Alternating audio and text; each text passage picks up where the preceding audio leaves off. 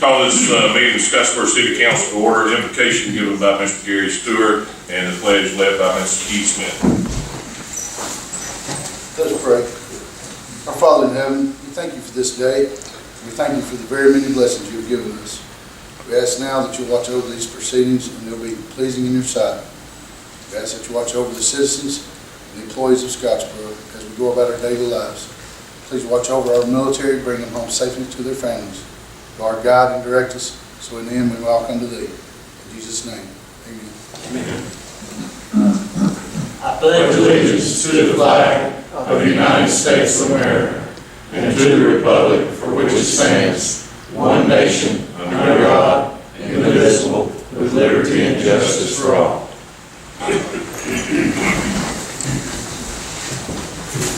Ms. Phillips, will you have a roll call? Mr. Patrick Stewart. Here. Mr. Gary Stewart. Here. Mr. Smith. Here. Mr. Wells. Here.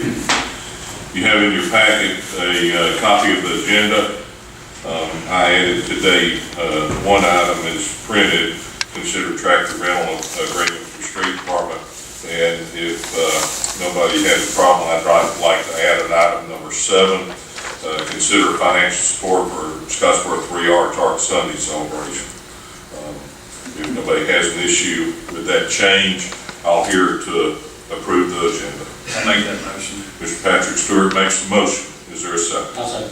Mr. Keith Smith seconds. All in favor indicate so by saying aye. Aye. Any opposed? You also have in your packet a copy of previous minutes from July 23rd. I'll hear a motion to approve minutes as written. I'll make it. Mr. Keith Smith makes the motion. Is there a second? Second. Mr. Patrick Stewart seconds.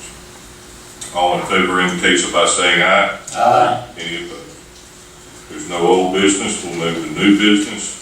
Consider resolution 2018-08-28 ALDOT resolution supporting Dollar General development. I'll hear a motion to approve the resolution. I'll make that motion. Mr. Patrick Stewart makes the motion. Is there a second? A second. Mr. Gary Stewart seconds. Any discussion? All in favor indicate so by saying aye. Aye. Any opposed? Next is consider lease of building on Chestnut Street. This is, I believe, the building that we talked about that would be leased for repairs on the building for a 2-year period of 18 months. 18 months. I'll hear a motion to approve the lease. I'll make that motion. Mr. Patrick Stewart makes a motion. Is there a second? I'll second. Mr. Smith seconds. Any discussion? All in favor indicate so by saying aye. Aye. Any opposed? Next is consider a budget amendment for sanitation department. This is in the amount of $18,246. I believe there are monies in the gasification maintenance account that they want to shift over to equipment maintenance to pay for this invoice. I'd like to make a motion to table items 3 and 4. There's a motion to table items 3 and item 4. Is there a second? I'll second. Mr. Smith seconds. Any discussion? All in favor indicate so by saying aye. Aye. Any opposed? No.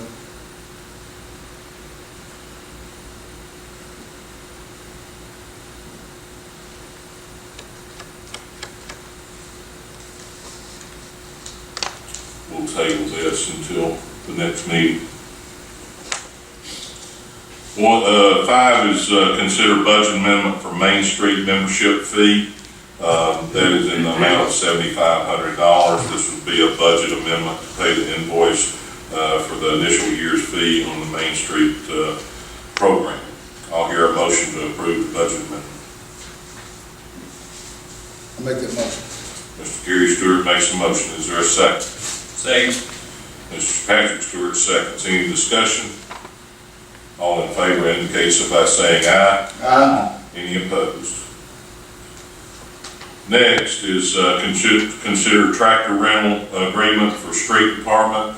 I believe we have 2 Kubota tractors that's used for mowing, bush hogging of, I believe Highway 72, is that correct, Mr. Mayor? Yes, sir. Both of them have been in disrepair. We had one repaired and it went down again. They would like to lease one, am I correct, Mr. Mayor? Yes. One tractor for 3 months to get us through the end of the year, and then we'll discuss future resolutions during budget time. I'll hear a motion to approve the 3-month rental for the John Deere tractor. Did we say how much it was? I didn't. It's $1,500 a month, it's total $4,500. I apologize. Any other discussion? All in favor? Sorry, did we have?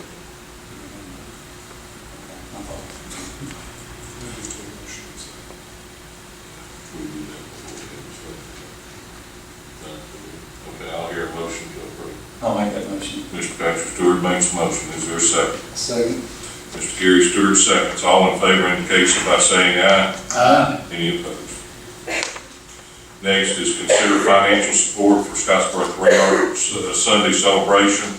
I believe I gave you a list of the amounts that we've done in the past.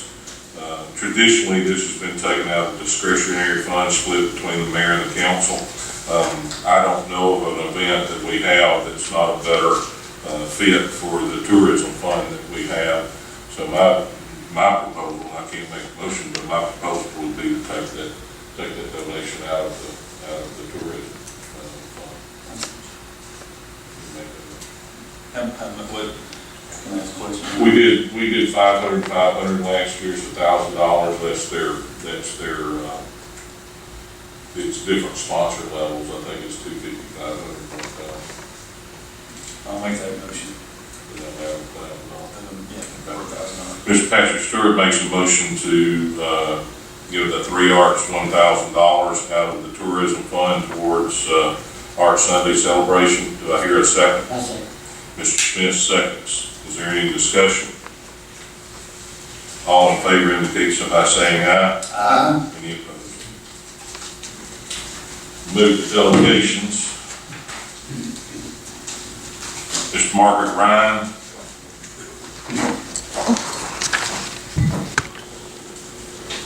You have 5 minutes, Mr. Ryan. Thank you. Can you send it to you? I think I can speak loud enough. I don't need a microphone. Good evening, Mr. Mayor and Councilman. My name is Margaret Ryan, and I own a home at 1001 Birchwood Drive in Scottsboro. I'm here with my sister Alice, who's handing me some papers, and Stephen Pam Ritter. We're here to address our concerns about the property currently owned by Patrick Investment Company.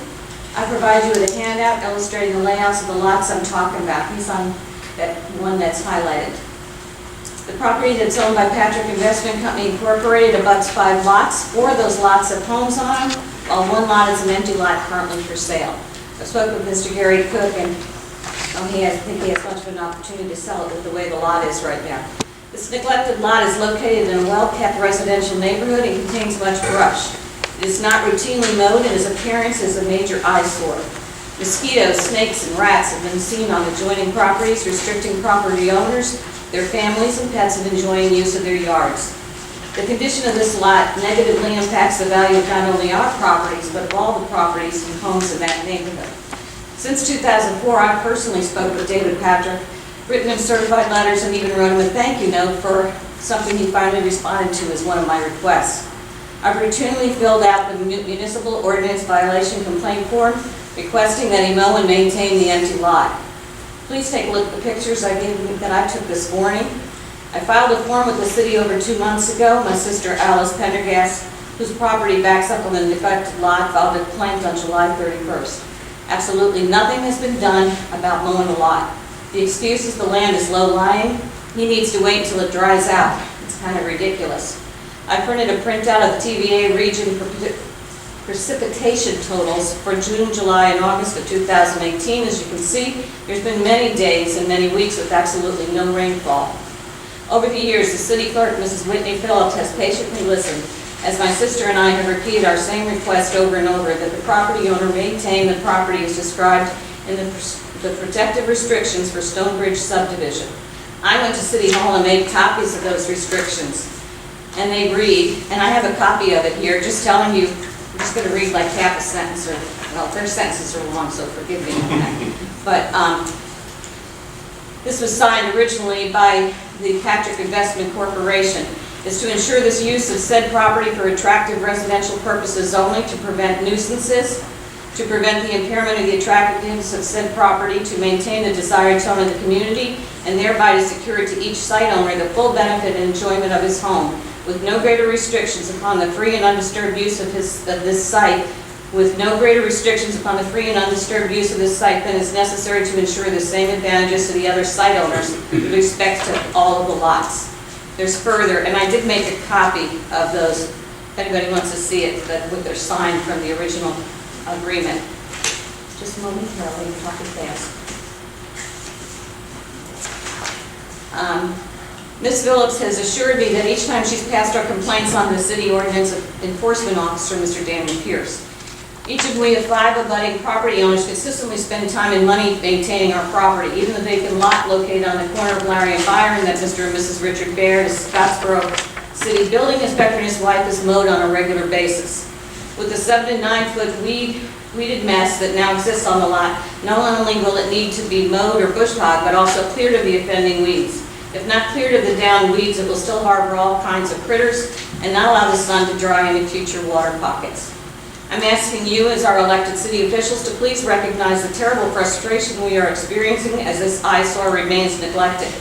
We 5 abutting property owners pay yearly property taxes collectively in the amount of $1,978.77, while the neglected lot owner, Patrick Investment Company, pays $75.66. Asking him to routinely maintain the lot does not seem to be asking too much. Thank you for your time. Thank you very much. Mr. Ritter, did you have something? Yeah, I'd just like to add to it. My name is Steve Ritter, I live on 901 Byron Road. I did bring this issue up to the mayor a couple of weeks ago. I went to talk to him about it. I'd just like to stress that, it's very health and safety minded we are. We haven't been able to get out on our deck one time this summer due to mosquito infestation in the area. And to be honest with you, I just retired. I thought about downsizing my home, and I wouldn't know what to tell potential buyers if they come to my home and they ask me about this swamp next to my house. It's not maintained, so I don't think that it's right that we have a city ordinance. We all follow that city ordinance, and he's not being required to follow it. That's just all I'd like to say. I'd like to thank you for going and get something done for us. Thank you, Mr. Ritter.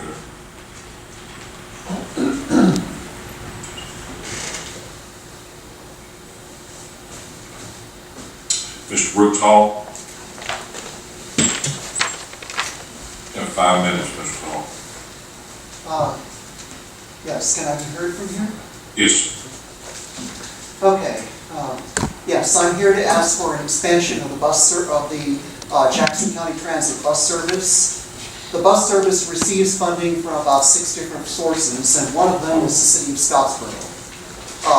Given, I would like to hope that the fact that it receives money from the city council would mean that the city council would be able to regulate at least what this bus service does within its city limits, or for Scottsboro residents.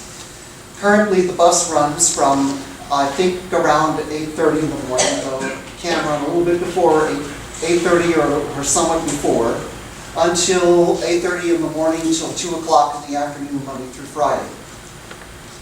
This is inadequate, in my opinion, both for the elderly that it was originally supposed to serve, as it was originally part of something called Council on Aging.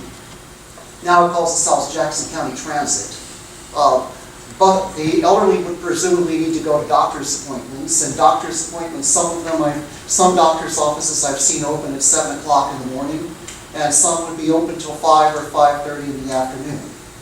And so for the sake of the elderly, it would be useful to expand the morning hours back to 7 o'clock, and to extend the evening hours to 5 or 5:30. Not only do the elderly use the bus, but also working persons without driver's licenses or who need to use the bus for whatever reason. As myself and also a worker at the local Dairy Queen. I have recently, in the month of June, been hired as a part-time worker by Maple Industries. The fact that I don't have other reliable transportation means that my hours are restricted, my work hours are restricted from 9 a.m. to 2 p.m. with a half-hour lunch break.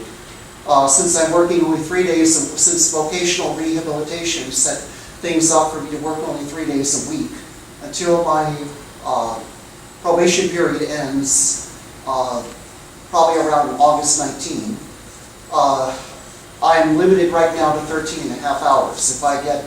If I am allowed to work later from Monday through Friday, that would be 22 and a half hours. To be allowed to work 35 to 40 hours a week, the bus hours would need to be expanded.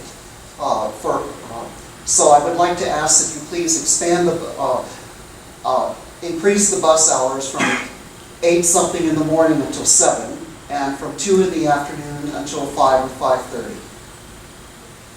Also, this doesn't just affect employees, it also affects employers. There was someone running for city council who lost the election in I think it was in 2016, possibly 2014, who was, when I brought this up, said that he was living my issue. He was an employer who had to create arrangements for somebody to be able to get rides to his place of employment, because the buses were not running long enough for that employee to be able to have a long enough work day, just as what the bus services provide. So this inconveniences not only the limited bus services schedule as it is now, inconveniences the elderly it was presumably originally designed to serve, it inconveniences employees, and it inconveniences those employers who rely on the services of the employees that would need expanded bus hours. So I ask again that you please expand the bus hours from 7 o'clock in the morning to 5 or 5:30 in the evening, Monday through Friday. Thank you, Mr. Hall. We'll move to reports, Mr. Mayor. Two things. If you've been by Randall's Chapel, you'll know that the storm shelter is there on site, sitting on the trailer. They're waiting on the concrete to cure out. Hopefully in a couple of weeks it'll be in place, installation complete. The other thing is Friday the library hosted a Grow with Google event. Talked to Laura today. I was there Friday some. About 400 people attended. It was an outstanding event for the library. The library board got to showcase the library and what they have to offer, and I just want to compliment them on a great event. The only thing I have is, can we look at the truck route again? I saw another truck stuck on Charlotte today.